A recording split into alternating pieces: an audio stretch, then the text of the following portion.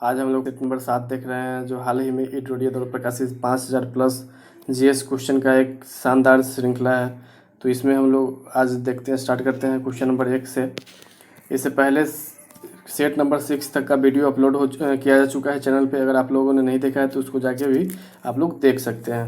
यहाँ पे चलते हैं हम लोग क्वेश्चन नंबर 1 से। क्वेश्चन नंबर 1 कहता है, निम्न में से कौन मोनोसेकेराइड कार्बोहाइड्रेट नहीं है। तो यहाँ पे मोनोसेकेराइड कार्बोहाइड्रेट जो होता है वो होता है ग्लूकोज, फ्रक्टोज और गैलेक्टोज होता है।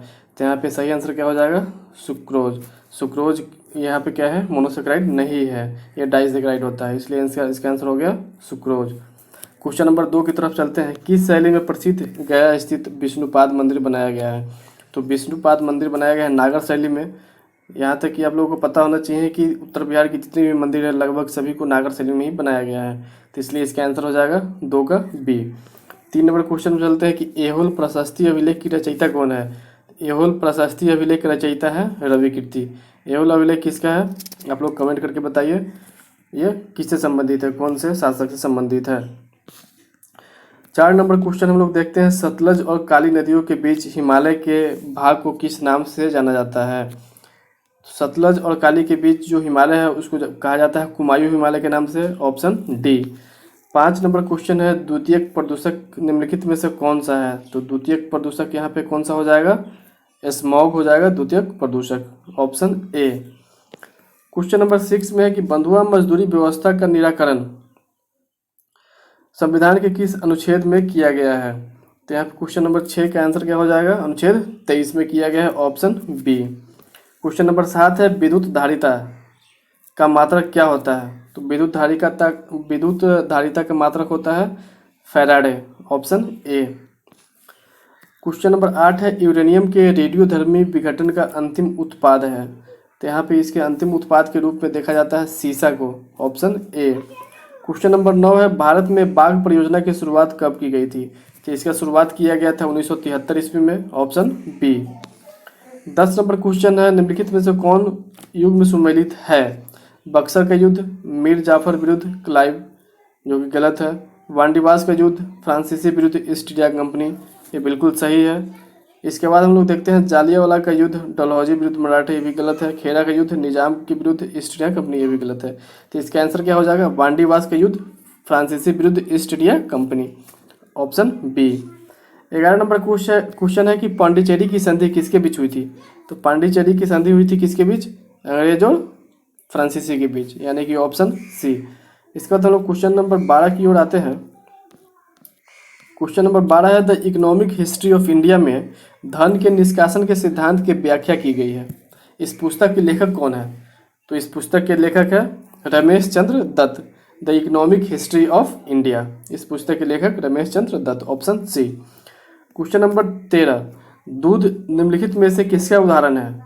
तो दूध उदाहरण है यहाँ पे पायस का, ऑप्शन डी। क्वेश्चन नंबर 14 है कि सुपीरियर झील किन 2 देशों के बीच स्थित है। तो सुपीरियर झील स्थित है किसके बीच, अमेरिका और कनाडा के बीच, यानी कि ऑप्शन सी। 15 नंबर क्वेश्चन है, जीडीपी का आंकड़ा कौन जारी करता है। तो यहाँ पे जीडीपी का आंकड़ा जारी करता है एनएसएसओ, यानी कि ऑप्शन सी। 16 नंबर क्वेश्चन है, इनमें से कौन सा पौधा नाइट्रोजन स्थिरीकरण में सहायक नहीं है। तो यहाँ पे ऑप्शन दिया हुआ है चना, मटर, सेम और धान। तो यहाँ पे धान को छोड़कर सभी बाकी दाल की फसल है, इसलिए धान इसका आंसर हो जाएगा। धान नाइट्रोजन स्थिरीकरण में सहायक नहीं होता है, ऑप्शन डी। 17 नंबर क्वेश्चन है कि ट्राइसेम योजना निम्नलिखित में से किससे संबंधित है। तो ये है ग्रामीण विकास से संबंधित है। ट्राइसेम योजना ये स्टार्ट किया गया था 1979 में स्टार्ट किया गया था। तो इसका ऑप्शन क्या हो जाएगा, ऑप्शन सी, ग्रामीण विकास ट्राइसेम योजना। क्वेश्चन नंबर 18 है, निम्नलिखित में से कौन सा देश बाल्टिक देश नहीं है। तो बाल्टिक देश में 3 देश आते हैं, जिसमें एस्टोनिया, लातविया और लिथुआनिया आता है, इसमें बेलारूस नहीं आता है। तो इसका आंसर क्या हो जाएगा, ऑप्शन बी, 18 का बी, बेलारूस। 19 नंबर क्वेश्चन है, आधुनिक भारत का प्रथम राष्ट्रवादी कवि किसे कहा जाता है। तो आधुनिक भारत का प्रथम राष्ट्रवादी कवि कहा जाता है हेनरी विलियम डेरेजियो को, ऑप्शन सी। क्वेश्चन नंबर 20 में हम लोग आते हैं, कौन व्यक्ति तीनों गोलमेज सम्मेलन में उपस्थित नहीं थे। यहाँ पे पूछ रहा है नहीं थे। ऑप्शन में है मोहम्मद अली जिन्ना, तेज बहादुर सप्रू, बाबा साहब अम्बेडकर और आगा खां। तो यहाँ पे क्या आंसर हो जाएगा, मोहम्मद अली जिन्ना। ये किसी भी गोलमेज सम्मेलन में भाग नहीं लिए थे, मोहम्मद अली जिन्ना। तो 20 का आंसर हो जाएगा ऑप्शन ए। 21 नंबर क्वेश्चन है, निम्न में से कौन सा विषय समवर्ती सूची के अंतर्गत नहीं आता है। तो यहाँ पे देखा जाए तो शिक्षा, वन और परिवार नियोजन, ये तीनों जो है समवर्ती सूची के अंदर आता है, लेकिन पंचायती राज ये आता है राज्य सूची के अंतर्गत, इसलिए इसका ऑप्शन हो जाएगा ऑप्शन डी। 22 नंबर क्वेश्चन है, जल में वायु का बुलबुला किसकी भांति व्यवहार करता है।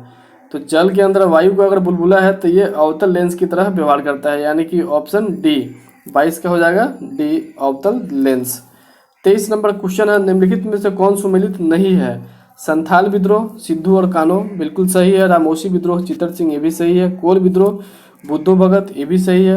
पागलपंथी विद्रोह, मजमून शाह और चिराग अली शाह, ये गलत है। इसका आंसर जो है मजनून शाह नहीं होगा, करम शाह होगा और टीपू मीर होगा।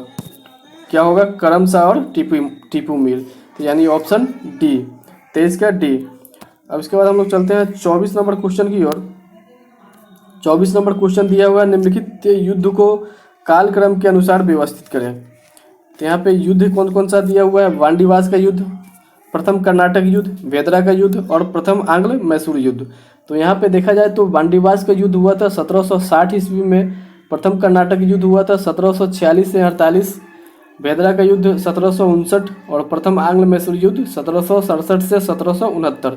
इस प्रकार अगर इस सभी को अगर कालक्रम के अनुसार सजाया जाए तो पहले हो जाएगा 2 यानी कि प्रथम कर्नाटक युद्ध, फिर उसके बाद 3 यानी कि वेदरा का युद्ध 1759 वाला, फिर 1 वांडीवास का युद्ध 1760, फिर 4 प्रथम आंग्ल मैसूर युद्ध, यानी कि ऑप्शन हो जाएगा इसका आंसर ऑप्शन डी, 2, 3, 1, 4।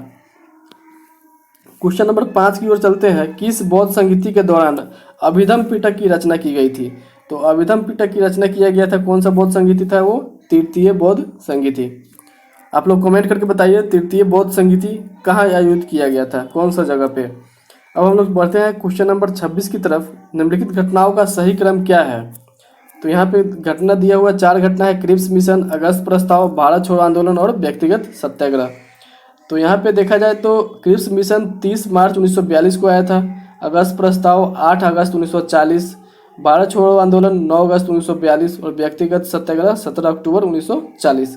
इस प्रकार से देखा जाए तो इसका आंसर क्या हो जाएगा, 2, 4, 1 और 3, यानी कि ऑप्शन ए। 27 नंबर क्वेश्चन है, निम्नलिखित में से कौन सी नदी विषुवत रेखा को 2 बार काटती है। तो विषुवत रेखा को काटती है कौन सी नदी, वो है कांगो नदी। विषुवत रेखा को आपको LCM का फॉर्मूला याद रखना है, नीचे से मतलब नीचे हो गया मकर रेखा और बीच में हो गया विषुवत रेखा और ऊपर हो गया कर्क रेखा। अगर मकर रेखा को काटने वाली नदी का नाम पूछेगा तो लिम्पोपो हो जाएगा, विषुवत रेखा को काटने का वाली नदी हो जाएगा कांगो और कर्क रेखा को काटने वाली नदी हो जाएगा माही। अब हम लोग चलते हैं क्वेश्चन नंबर 28। क्वेश्चन नंबर 28 में दिया हुआ है, कार्टाजेना प्रोटोकॉल का संबंध किससे है। तो कार्टाजेना प्रोटोकॉल का संबंध है जैव सुरक्षा से, तो ऑप्शन डी। 29 नंबर क्वेश्चन है, चश्मे के लेंस किस कांच के बनाए जाते हैं। तो चश्मे के लेंस बनाए जाते हैं ये जो कौन सा है, क्रुक्स कांच, यानी कि ऑप्शन सी। क्वेश्चन नंबर 30 है, निम्नलिखित नगरों में से कौन एक नगर का संबंध महावीर से नहीं है। तो वैशाली, चंपा, पावापुरी और लुम्बिनी।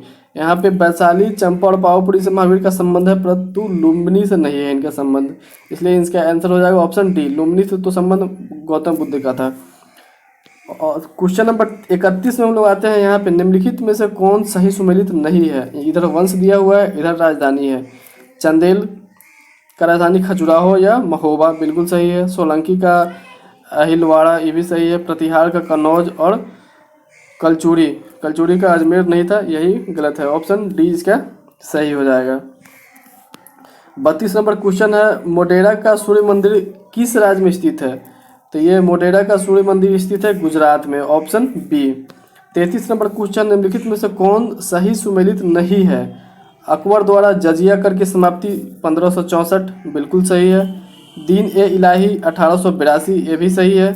मजहरनामा की घोषणा 1578 और तीर्थ यात्रा कर समाप्ति 1563, तो यहाँ पे मजहरनामा की जो घोषणा किया था अकबर ने 1578 में नहीं बल्कि 1579 में, 1579 ईस्वी में, यानी कि इसका आंसर क्या हो जाएगा? ऑप्शन सी, 33 का सी। इसके बाद हम चलते हैं 34 नंबर क्वेश्चन की ओर। 34 नंबर क्वेश्चन में दिया हुआ है कि मनसबदारी व्यवस्था में दो आसपा सिंह आसपा का प्रचलन किसने किया था? तो दो आसपा और सिंह आसपा का प्रचलन जो किया था, कौन किया था? ये किया था जहांगीर ने। इसलिए इसका ऑप्शन हो जाएगा ऑप्शन डी, आंसर हो गया। क्वेश्चन नंबर 35 है कि चौसा का युद्ध कब हुआ था? तो चौसा का युद्ध हुआ था 1539 ईस्वी में, ऑप्शन सी। ये किसके किसके बीच हुआ था? ये हुआ था शेर शाह सूरी और हुमायूं के बीच, बिहार के बक्सर जिले के चौसा में, 1539 ईस्वी में। अब हम लोग चलते हैं क्वेश्चन नंबर 36 की ओर। 36 में है, निम्नलिखित में से कौन सा विकल्प बंधनों की क्रियाशीलता के सही क्रम को दर्शाता है? मतलब कौन सा बंधन में क्रियाशील ज़्यादा होगा? तो यहाँ पे जहाँ भी त्रिबॉन्ड रहता है, ट्रिपल बॉन्ड, उसका क्रियाशीलता ज़्यादा होता है, रिएक्शन ज़्यादा करता है। उसके बाद डबल बॉन्ड, उसके बाद सिंगल बॉन्ड, यानी कि इस हिसाब से देखा जाए तो ट्रिपल बॉन्ड, उसके बाद double bond, single bond, option C, 36 का सी हो जाएगा। 37 नंबर क्वेश्चन है, निम्न में से किस अंग में आवश्यकता से अधिक शर्करा या कार्बोहाइड्रेट ग्लाइकोजन के रूप में संचित रहता है? तो ये रहता है यकृत में, यानी कि ऑप्शन सी। 38 नंबर क्वेश्चन है, इस किस योजना काल में 14 बैंकों का राष्ट्रीयकरण किया गया था?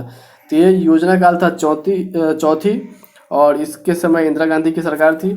चौथी पंचवर्षीय योजना का यह समय था। 39 नंबर क्वेश्चन है, जिन वस्तुओं का उपयोग साथ साथ किया जाता है उन्हें कहा जाता है पूरक वस्तुएं, ऑप्शन ए। 40 नंबर क्वेश्चन देखिए, यहाँ पे है भारतीय मानक समय रेखा किन राज्यों से होकर नहीं गुजरती है?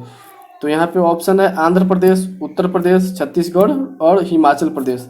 तो यहाँ पे हिमाचल प्रदेश से नहीं गुजरती है, इसलिए इसका आंसर हो जाएगा ऑप्शन डी।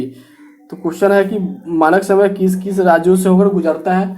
तो उस राज्य है ये उत्तर प्रदेश, मध्य प्रदेश, छत्तीसगढ़, उड़ीसा और आंध्र प्रदेश। ठीक है, इसको आप लोग याद रख सकते हैं। 41 नंबर क्वेश्चन है, निम्नलिखित में से कौन सुमेलित नहीं है? चांगला, जम्मू कश्मीर, शिवकिला, हिमाचल प्रदेश, बॉमडिला, उत्तराखंड, नाथुला, सिक्किम। तो यहाँ पे जो बॉमडिला दर्रा है ये उत्तराखंड में ना होकर ये है अरुणाचल प्रदेश में, यानी कि ऑप्शन सी इसका सही हो जाएगा, यही सुमेलित नहीं कर रहा है। क्वेश्चन नंबर 42 में आते हैं, भारत में पश्चिमी तट की अपेक्षा पूर्वी तट पर चावल की पैदावार अधिक क्यों होती है? तो इसमें है पूर्वी घाट में पश्चिमी घाट से अधिक वर्षा होती है, पूर्वी तट पश्चिमी तट से अधिक संकीर्ण है, पूर्वी तट पर काली मिट्टी की अधिकता है, पूर्वी तट पश्चिमी तट से चौड़ी तथा डेल्टा क्षेत्र है। यही इसका आंसर हो जाएगा ऑप्शन डी। इसी कारण है कि चावल की पैदावार अधिक होती है, क्योंकि पूर्वी तट पश्चिमी तट से चौड़ी है तथा डेल्टा, बहुत सारी नदी पूर्वी तट की तरफ गिरती है, इसलिए डेल्टा का क्षेत्र बनाता है। तो इसका ऑप्शन हो जाएगा ऑप्शन डी।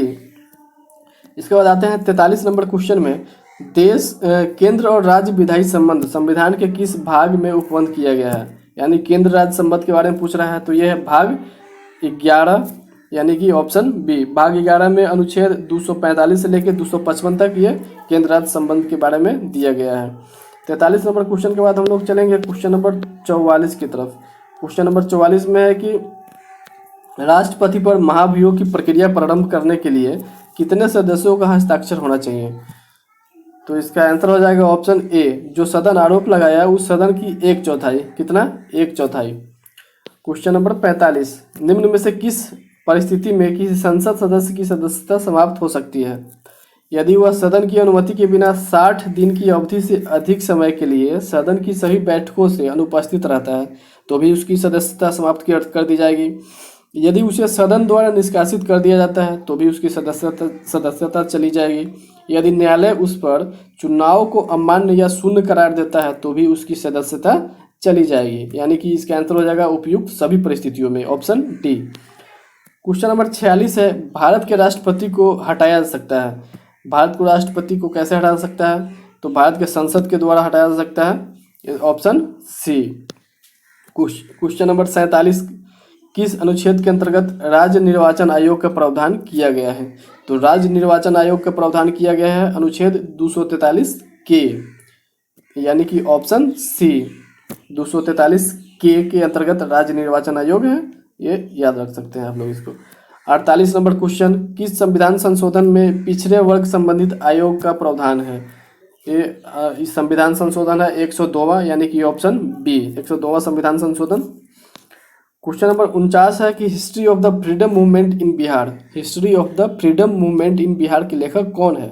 तो इसका आंसर हो जाएगा के Datta, option A. 50 number question है, मानव विकास सूची निर्माण में निम्नलिखित में से कौन जुड़ा हुआ है? तो इसका आंसर हो जाएगा ऑप्शन डी, अमर्त्य सेन, जिनका हाल ही में निधन हो गया है। तो इस प्रकार ये शानदार 50 क्वेश्चन सेट नंबर 7 से, इससे पहले इस चैनल पे सेट नंबर 6 तक अपलोड किया जा चुका है। अगर आप लोगों ने उसको नहीं देखा है तो जाके एक बार ज़रूर देखें। और आने वाले समय में जो भी परीक्षा होने वाली है 67 बीपीएससी या 68 बीपीएससी, उसके लिए काफ़ी लाभदायक सिद्ध होने वाला है। तो चलिए आज के लिए यहीं तक, मिलते हैं नेक्स्ट स्टेप में। जय हिंद।